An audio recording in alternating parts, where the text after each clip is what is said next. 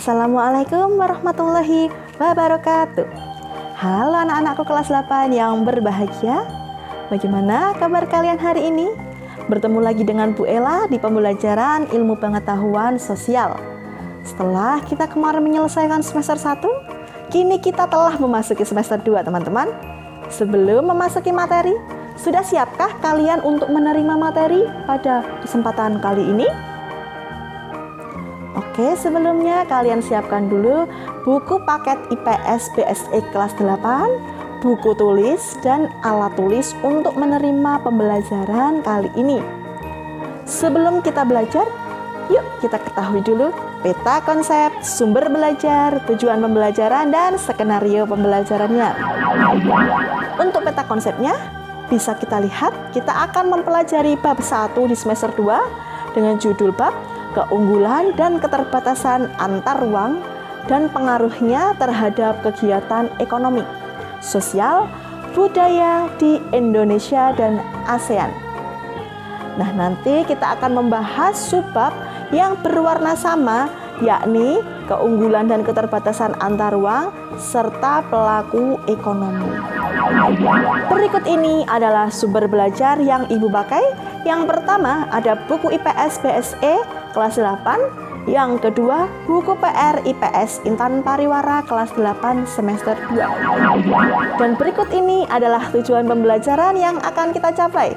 Yang pertama, teman-teman semuanya mampu menjelaskan keunggulan dan keterbatasan antar ruang serta peran pelaku ekonomi dalam suatu perekonomian.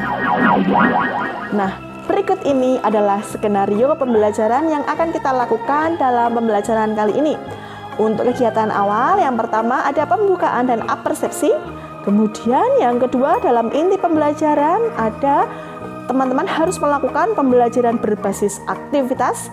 Dan yang terakhir, terdapat penutup yang nanti anak-anak semua memberikan kesimpulan pada yang sudah didapatkan dari pembelajaran di kolom diskusi Edmodo. Nah teman-teman ingat, nanti di tengah-tengah video ini ada tugas yang harus kalian kerjakan di buku tulis dan dikumpulkan pada jam pelajaran kali ini di kolom penugasan Edmodo. Sebelum kita belajar, anak-anak semua, masihkah kalian ingat dengan materi kelas 7 kemarin? Masih ingat? Ya, kemarin kita di kelas 7 sudah mempelajari tentang kebutuhan manusia, bahwa kebutuhan manusia itu sangat banyak sekali. Coba kalian hitung, ada berapa banyak jumlah barang yang kalian gunakan setiap hari? Ada pakaian, kemudian ada berbagai jenis barang elektronik, ada berbagai jenis alat. Nah, berbagai hal barang yang kita gunakan tersebut itu berasal dari berbagai sumber daya yang ada di setiap daerah. Untuk pertanyaan pertama, ya kita untuk mengetahui keunggulan dan keterbatasan antar ruang, mari kita buat tabel seperti berikut ini.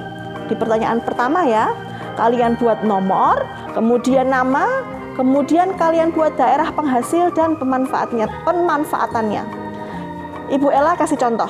Yang pertama yaitu hutan, daerah penghasilnya di Kalimantan, dan pemanfaatannya menjadi alat rumah tangga seperti kayu, kemudian meja dari kayu, kursi dari kayu, dan lain-lain. Nah teman-teman membuat tabel mengisi ada minyak bumi, ada batu bara, ada gas alam, dan ada emas. Teman-teman cari daerah penghasilnya, kemudian untuk dimanfaatkan apa saja. Nah teman-teman bisa cari di buku IPS BSE kelas 8, sudah ada semua.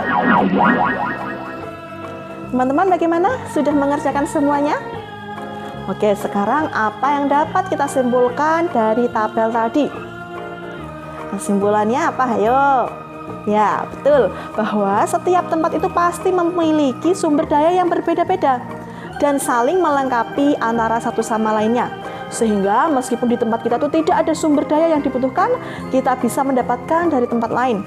Misalnya, daerah Lampung itu memproduksi kopi dan daerah Jawa Barat itu memproduksi beras yang unggul.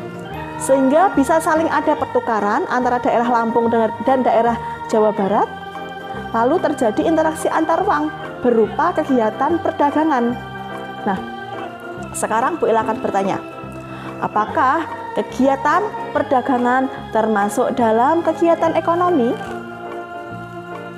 Ya, betul. dalam kegiatan perdagangan merupakan kegiatan ekonomi yang mana ada kegiatan yang menghasilkan produk ya, terus kemudian dijual atau diperdagangkan.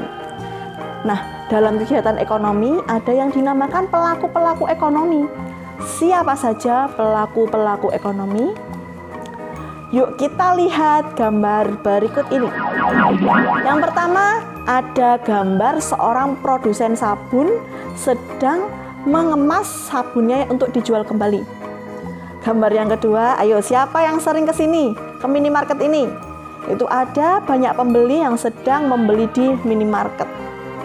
Kemudian yang ketiga, ada penarikan pajak dari pemerintah. Dan yang keempat itu ada gambar banyak sekali karung. Kemudian ada tulisan rice ya, berarti itu beras yang sudah diimpor dari luar negeri. Nah, pertanyaan yang keduanya, teman-teman membuat tabel ya seperti berikut ini. Ada gambar, kemudian ada siapa pelakunya, kemudian apa yang dikerjakan, dan apa tujuan mereka melakukan aktivitas tersebut. Bu Ella contohkan di gambar pertama tadi, siapa pelakunya? Pelakunya adalah produsen sabun. Kemudian apa yang dikerjakan produsen sabun tersebut? Penjual sabun itu sedang mengemas sabun yang hendak dijualnya. Kemudian apa tujuan produsen sabun tersebut melakukan aktivitas tersebut? Yaitu untuk menjual produk kepada konsumen untuk memenuhi kebutuhannya. Nah, sekarang teman-teman tugasnya adalah menjawab gambar 2, siapa pelakunya, apa yang dikerjakan, dan apa tujuan mereka melakukan aktivitas, dan juga gambar 3, gambar 4 dilengkapi semuanya. Itu pertanyaan keduanya. Kemudian kita masuk ke dalam pertanyaan yang ketiga. Pelaku ekonomi itu ada berapa ya? Coba teman-teman buka buku BSE-nya. Oke, sudah? Ada berapa? Ada 4, betul sekali. Ada pelaku rumah tangga konsumen, ada pelaku rumah tangga produsen, ada pelaku rumah tangga pemerintah, dan ada pelaku rumah tangga luar negeri. Nah, sesuai gambar-gambar yang tadi sudah Bu Ella tampilkan, pertanyaan ketiganya adalah kalian cari peran masing-masing pelaku ekonomi di buku BSE. Lalu catatlah di buku tulis apa saja peran setiap pelaku ekonominya. Apa peran pelaku rumah tangga konsumen? Seperti tadi banyak orang yang beli di minimarket. Apa pelaku rumah tangga produsennya? Seperti tadi ada produsen sabun sedang mengemas sabun. Kemudian apa peran pelaku rumah tangga pemerintah? Seperti pemerintah menarik pajak ya. Kemudian yang terakhir, pelaku rumah tangga luar negeri itu apa perannya? Seperti tadi sudah mengekspor beras ke Indonesia, misalnya seperti itu. Nah, teman-teman cari perannya, ada di buku semuanya. Oke, setelah ini teman-teman semua mengerjakan tugas yang sudah Bu Ella ajukan tadi. Ada kira-kira ada 3 ya. Kemudian kerjakan di buku tulis, lalu fotokan dan upload melalui dikumpulkan di penugasan di kolom Edmodo. Langsung dikerjakan ya. Setelah itu kita diskusi tentang pembelajaran kita kali ini, tentang yang sudah kalian kerjakan, lalu kita menyimpulkan bersama-sama tentang pembelajaran kali ini. Terima kasih anak-anak semuanya, selamat belajar dan jangan lupa untuk segera dikerjakan soalnya dan menuju Edmodo karena menjadi nilai pengetahuan, keterampilan, dan nilai sikap kalian.